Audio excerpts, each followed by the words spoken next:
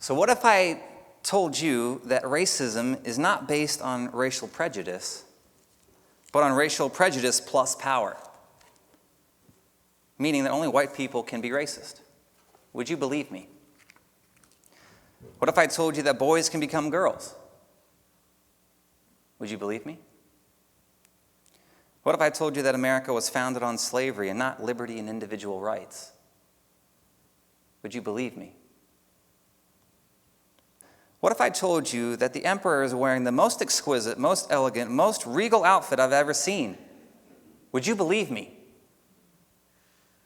Would you? Oh, you would? Okay, all right. And would you be willing to tell me that I'm wrong? That's the more important question. Or would you just keep your mouth shut?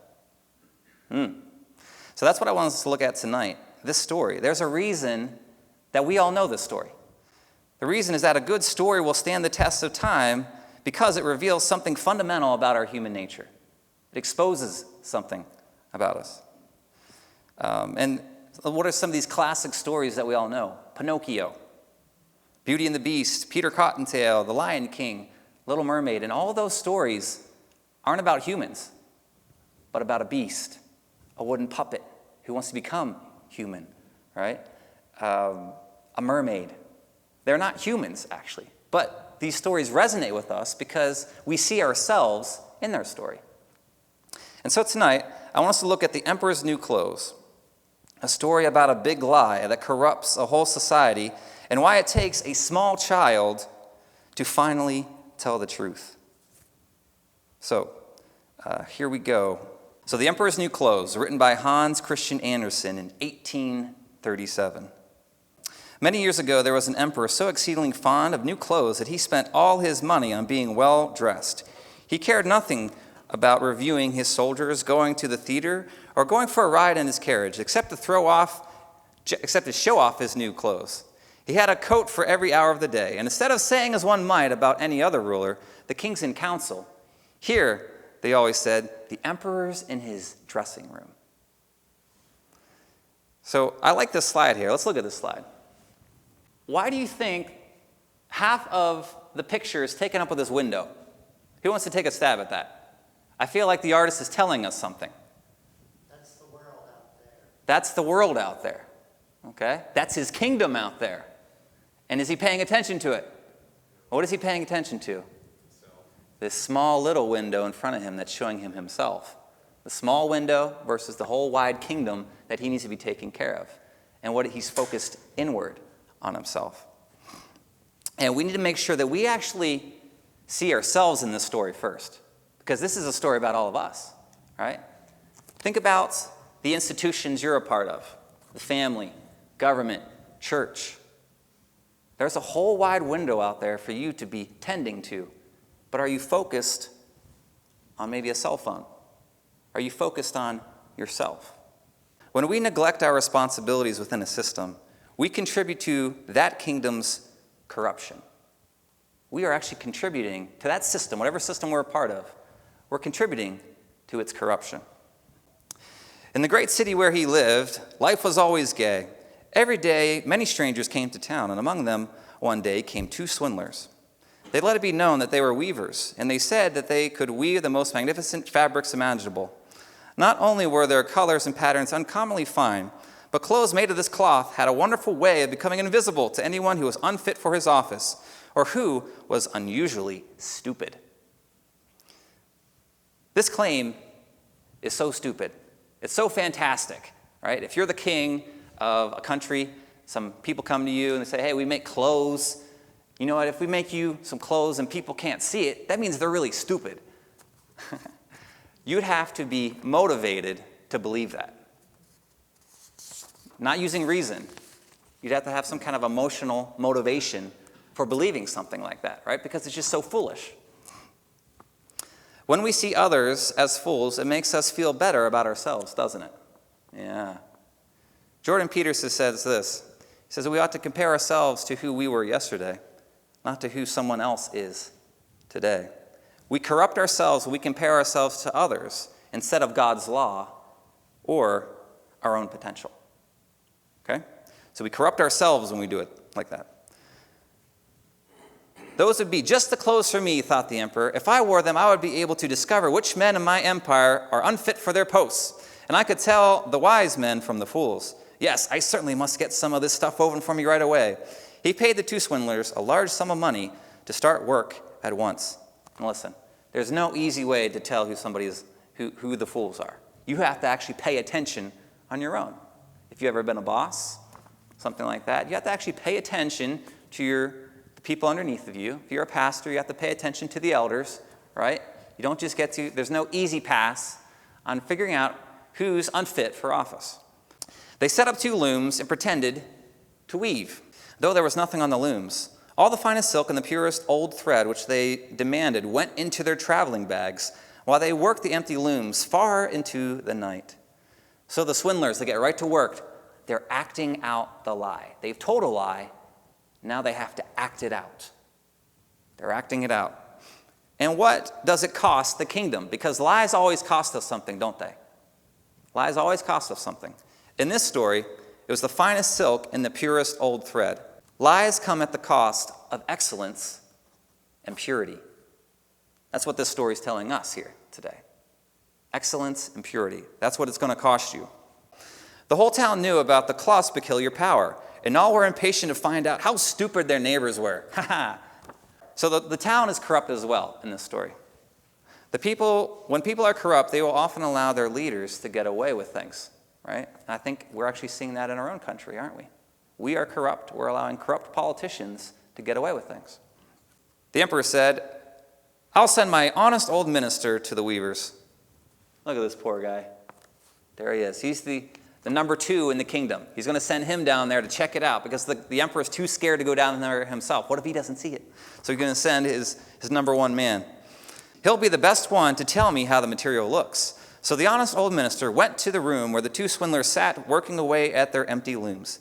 Heaven help me, he thought as his eyes flew wide open. I can't see anything at all. But he did not say so. Don't hesitate to tell us what you think of it, said one of the weavers. Oh, it's beautiful. It's enchanting. The old minister peered through his spectacles. Such a pattern. What colors? I'll be sure to tell the emperor how delighted I am with it. So the swindlers invited him into the lie, didn't they? They invited him in, and then he had to make a decision, right? He had to make a decision who he was going to fear. Am I going to fear man, or am I going to fear heaven? We get to decide in this life who we fear. We get to decide. He decided to fear man because of fear, and he played along with the lie. The swindlers say, we're pleased to hear that. They proceeded to name all the colors and to explain the intricate pattern. The old minister paid the closest attention so that he could tell it all to the emperor. Okay, this is really important here, and this is interesting. Okay? It says, if you decide to act out the lie, others are going to tell you what to think.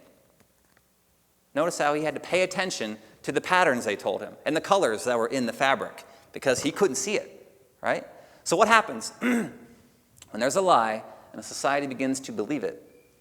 There's an orthodox viewpoint that arises out of the lie. And if you deviate from that orthodox viewpoint, you will be unfit for office, or what we now call canceled. It's the same thing.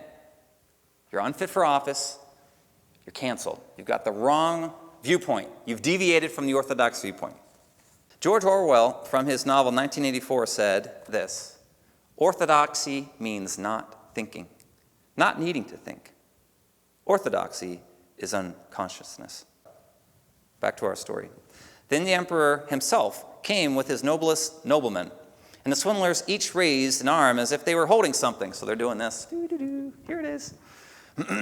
They said, these are the trousers, here's the coat, and this is the mantle, naming each garment.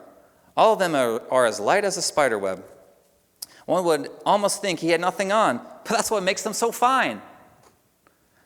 Exactly, yes, exactly, all the noblemen agreed, nodding their heads, though they could see nothing, for there was nothing to see. So now all of them are playing along. And this is something that Thomas Sowell says that I really like. He says, if you want to help somebody, you tell them the truth. If you want to help yourself, tell them what they want to hear. Isn't that true? And that's exactly what the king's noblemen did there. Right? They didn't want to look like a fool. They didn't want to actually tell the truth. So they told the lie to help themselves.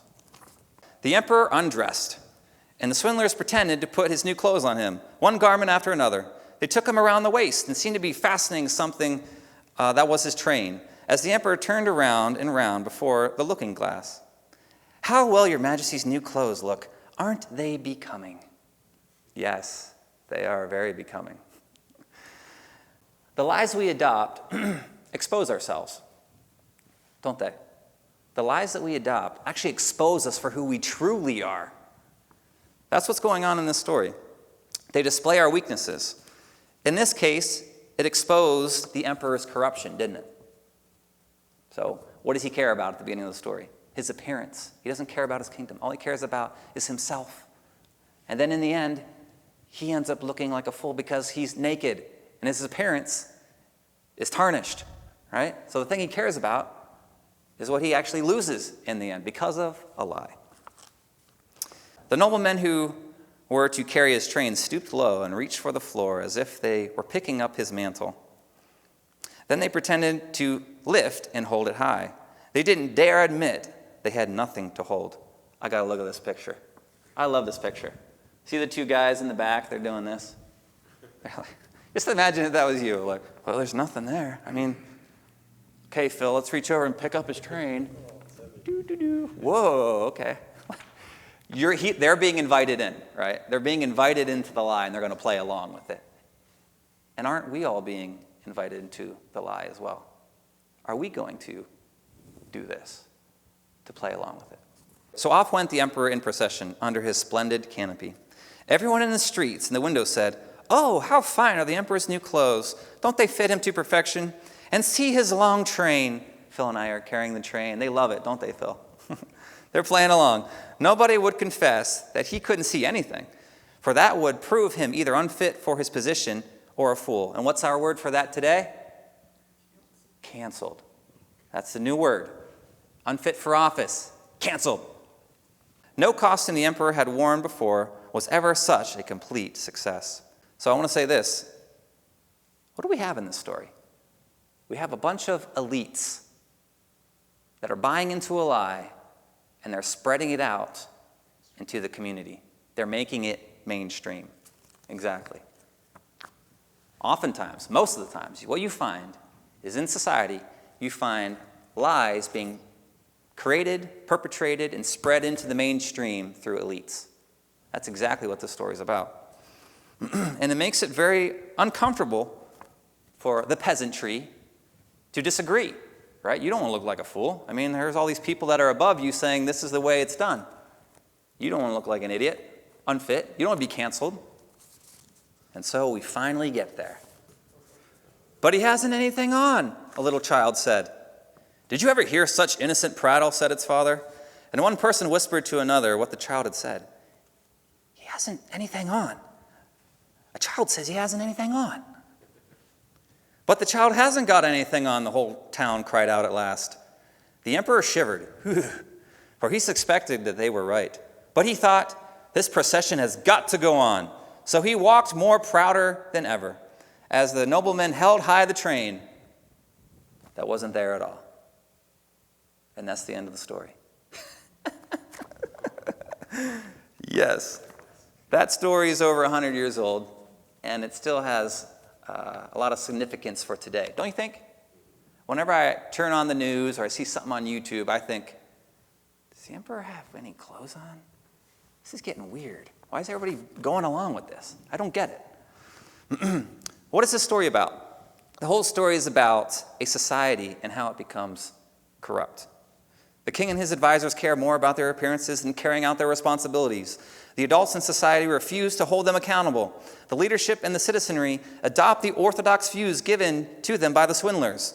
What you can say and what you cannot say. But the child is unaware of the orthodox viewpoint, isn't he? He doesn't know about political correctness. That's why we love kids, right? Kids will just say whatever the heck they want to say, right? There's no filter on a kid. That's something you got to, try and help them develop eventually, right? But the words of the child crack the orthodox lie and start to wake up the townspeople. It's like a beam of light in a dark place. Lies cannot survive the truth. So what does this look like in the real world? For that, I'm going to tell you another story. One, I imagine, none of you have heard before. We'll see. You can let me know if you've heard this story before. It's from the book, The Gulag Archipelago, which is written by Alexander Solzhenitsyn. And it's a story about a big lie that corrupts a whole society and how it takes a small child to finally tell the truth. Sounds familiar, doesn't it? Except this story is true. Our story begins in the Soviet Union on the Solovetsky Islands, where an old monastery is transformed into a prison to serve the purposes of the communists. And I think we have a picture. Here you will find sleds and carts, not drawn by horses, but by men. In a 2-story cathedral, you'll find punishment cells, where prisoners are forced to sit balancing on small wooden beams. You'll be beaten if you fall, or worse, tied to a heavy beam and rolled down a flight of 365 steps. You might find a prisoner tied naked to a tree, where he's being feasted upon by mosquitoes. At the bell tower, they shoot prisoners in the back of the head and pile up the corpses. In December of 1928, prisoners were left to spend the night in the woods as punishment for not getting all of their work done. 150 men froze to death that day. Well, one brave daredevil escaped the island aboard a British vessel. He hid from the search party by clinging to an anchor below the water with a breathing tube. When he made it to England, he wrote a book called An Island Hell. And so whenever this book came out, obviously it embarrassed the Soviet Union, right? It embarrassed the communists. And Europe was astounded by this whole thing. And so, what did the Soviet Union decide to do? We gotta clean this up a little bit. We gotta send in one of our most notorious Soviet writers. His name was Maxim Gorky, to investigate what's going on this island. Okay, so Solzhenitsyn says his testimony would be the very best refutation of the repulsive foreign forgery of this book.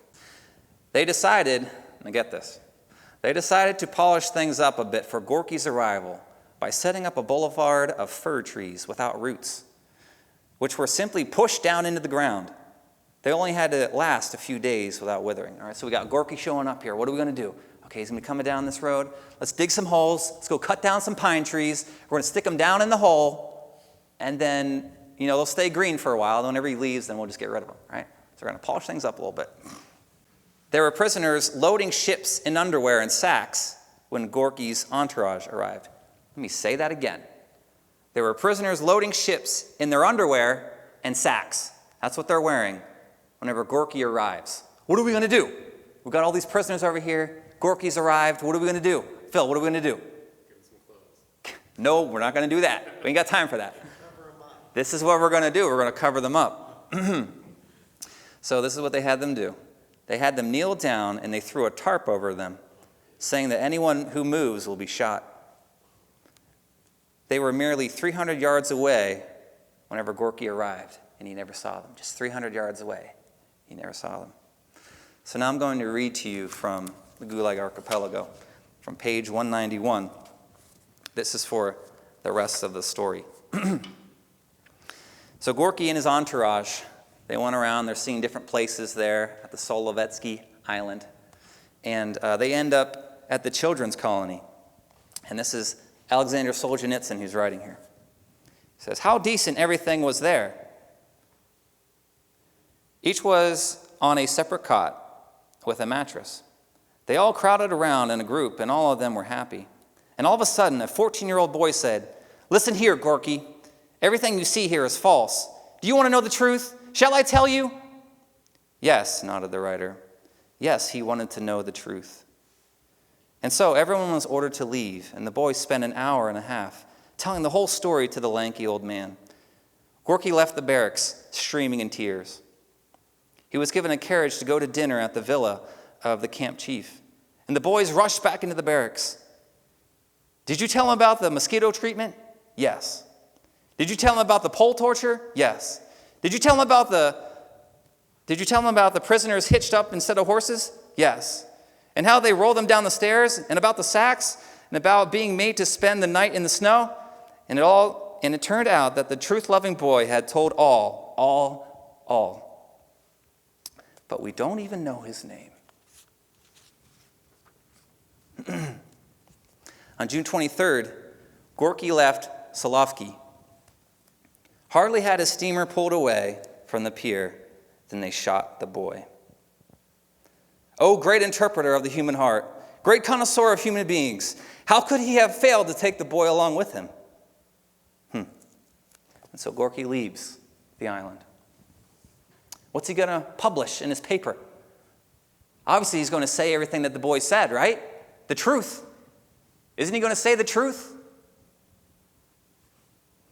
And Gorky did publish his statement, and it was republished over and over in the big free press, both our own and that of the West, claiming it was nonsense to frighten the people with Solovki, and that prisoners lived remarkably well there and were being well reformed. How did it come to that? How did things get so terrible there? I'm going to tell you now, not in my words, but again, from Alexander Solzhenitsyn. He's going to tell us how things got that bad in that society. This is from, again, the Gulag Archipelago, page 325. So this is entitled, The Lie as a Form of Existence. The permanent lie becomes the only safe form of existence in the same way as betrayal. Every wag of the tongue can be overheard by someone, every facial expression observed by someone. Therefore, every word, if it does not have to be a direct lie, is nonetheless obliged not to contradict the general common lie. Do we have a general common lie in our culture now? That you are not allowed to transgress against? It's really beginning to feel that way to me. There exists a collection of ready-made phrases, of labels, a selection of ready-made lies, and not one single speech, nor one single essay or article, nor one single book, be it scientific, journalistic, critical, or literary, so-called, can exist without the use of these primary cliches. Again, this is really starting to sound like what we got going on in our own country.